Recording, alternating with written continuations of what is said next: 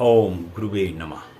प्यारे हरि भक्तों, अब हम दो ग्रह एक साथ बैठ जाएं तो उनका क्या फल होता है चंद्रमा के साथ बैठने पर, उसके विषय में आपको थोड़ी सी जानकारी देंगे। अगर किसी भी भाव में 12 के 12 भाव में चंद्र और मंगल एक साथ बैठ जाएं तो जातक जो है मिट्टी का, चमड़े का और धातुओं का और ये मूर्ति उर्ति बनाने का कारीगर होता है। धनी और युद्ध कौशल, प्रतापी और आचारहीन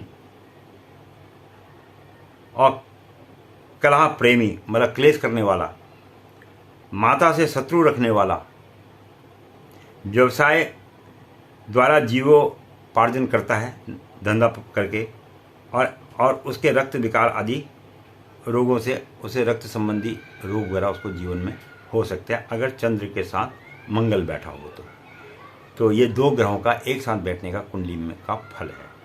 अब अगर चंद्रमा के साथ बुध बैठ जाए तो ये व्यक्ति के जीवन में क्या प्रभाव डालता है, इस विषय में हम आपको थोड़ा सा प्रकाश डालेंगे।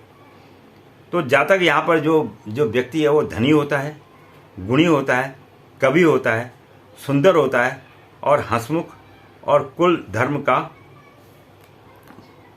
का पालन करने वाला भी होता है, धर्म का पालन करने वाला होता है। स्त्री में आसक्त और बहुत बोलने वाला भी ऐसा व्यक्ति पाया गया जिसके चंद्र और बुध एक साथ होते हैं।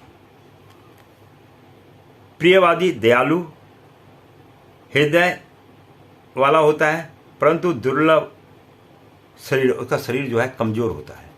जिसका चंद्र और बुध एक साथ बैठ जाए ऐसे व्यक्ति का शरीर थोड़ा सा कमजोर होता है, ज़्यादा मोटा आदमी नहीं होता, ये पतला ही होता है।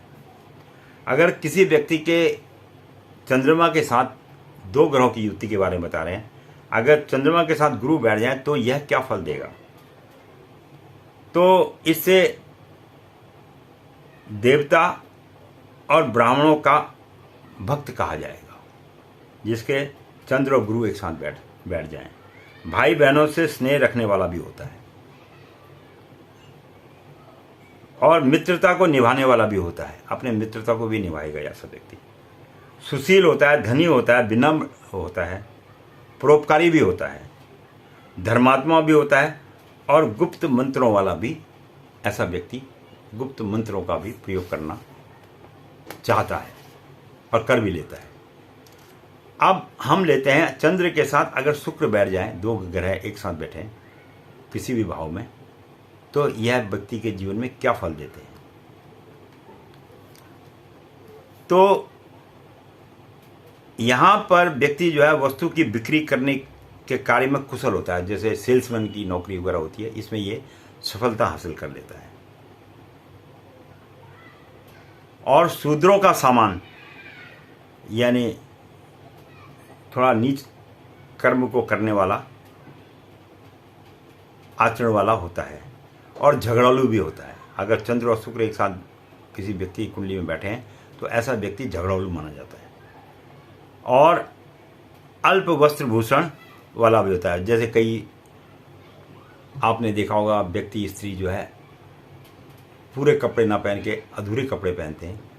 अधूरे का मतलब जो है संपूर्ण कपड़े ना पहन के अधूरे कपड़े जो पहनते हैं वो इन्हीं की कुंडली से ज्ञात होता है जिसकी कुंडली में चंद्र और शुक्र एक साथ बैठे होते हैं और अनेक व्यसनों में वे लिप्त होते हैं और अनेक प्रकार के कार्य विधियों का जानकार और सुगंधित जो खुशबू वगैरह, सेंट वगैरह पे इन लोगों की ज़्यादा इच्छा रहती है, सेंट वगैरह लगा लें, ये कर लें। तो ऐसा जिसके चंद्र और शुक्र एक साथ बैठे होते हैं ऐसे व्यक्ति को सेंट बहुत पसंद होता है। अब हम बात करते हैं अगर चंद्र के साथ शनि बैठ जाए, शनि महाराज, तो व्यक्ति के जीवन में क्या प्रभाव डालते हैं। ये दोनों ग्रह एक साथ बैठनी चाहिए 12 के 12 भाव में कहीं पर ही बैठे, तब मैं उस विषय में बात कर रहा हूँ। इसमें लग्न का मतलब नहीं है, इसमें यह है कि अगर दोनों एक साथ बैठ जाएं कहीं पर भी तो ये व्यक्ति के जीवन में क्या प्रभाव डालते हैं। दो ग्रहों का एक साथ बैठने का प्रभाव बता रहे हैं। तो व्यवसाय द्वारा जो है, ऐसा व्यक्ति जो है व्यवसाय के द्वारा, जिसका चंद्र और शनि जो है एक साथ बैठा हो, तो व्यवसाय के द्वारा, यानी जिसको बिजनेसमैन कहते हैं, उससे अपना जो है जीवन चलाता है। और ऐसा व्यक्ति स्त्रियों का बड़ा प्रेमी होता है। और ये मैंने अक्सर कई लोगों की कुंडली में देखा है, जो ज़्यादा बड़ा बिजनेसमैन होता है उसे उतना ही स्त्रियों से ज़्यादा लगाव भी होता है। और वो बिजनेसमैन बनता ही तभी है जब उसके साथ चंद्र और शनि की युक्ति बनती है। तो ऐसा व्यक्ति जो है आचरणहीन भी होता है, उसके आचरण नहीं होते हैं, और पुरुषार्थहीन भी होता है, पुरुषार्थ करना नहीं चाहता। बिजनेसमैन है, बैठ के कहे भाई चलो धंधा पानी तो चल ही रहा है। और ऐसे व्यक्ति को अपने जीवन में हाथी घोड़े यानी कार हार रखने का बड़ा शौक होता है। और वृद्ध स्त्रियों में आसक्ति रहता है, और अल्प संतानवान भी होता है। इसकी जो संतान भी होती है वो भी ज़्यादा नहीं होती है, कम संतान होती है। और ऐसा व्यक्ति वैश्या, अगर स्त्री है तो वो वैश्या के रूप में धन की प्राप्ति करती है।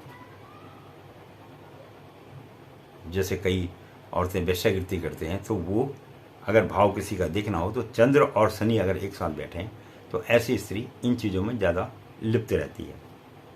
अगर किसी व्यक्ति की कुंडली में